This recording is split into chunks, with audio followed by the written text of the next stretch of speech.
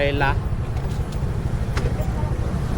Myla Clemente at gmail.com. Hindi mo na-edit, mama. Ha? Yan na lang. Gmail. Ayan o. Kompleto eh. Oh.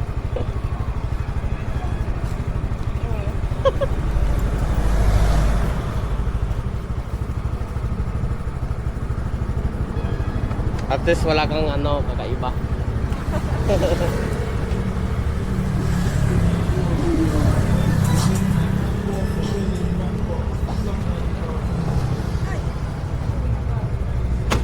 Okay na, ma'am. Let's go.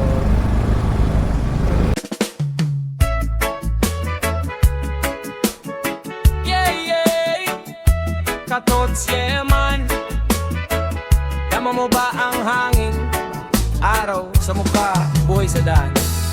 Sa umaga pa lang, pagmulat ng mata, problema mo'y sabay na kumakatok. Diba oras ay tumatakbo, parang walang preno. Pero sandali lang, huminga ka muna rito. Traffic sa isip, bigat sa dibdib, parang mundo mo'y laging nagmamadali. Pero di ba't mas masarap ang buhay kapag relax lang at hindi minamadali?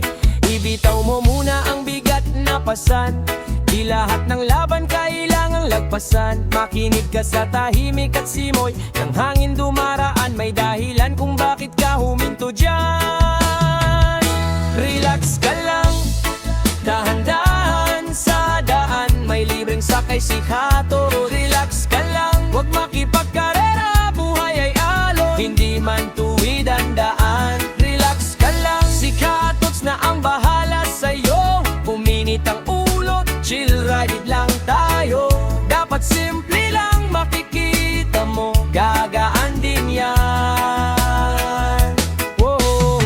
May mga araw na gusto mong sumuko, parang lahat mali kahit anong subok mo. Pero tingnan mo ang langit, malinaw pa rin kahit ang umaga o lilipas din. Hindi mo kailangang maging perpekto, sapat na maging totoo, sapat na ikaw ay buo. Sa ilalim ng puno, sa lilim ng araw, doon mo maririnig ang sarili mong sigaw. Kung pagod na ang paa, magpahinga ka, di dapat madaliin, bagalan mo minsan. Ang mundo'y ikot kahit huminto ka, kaya umindi ka muna at isipin para ito sa pamilya. Ito lang.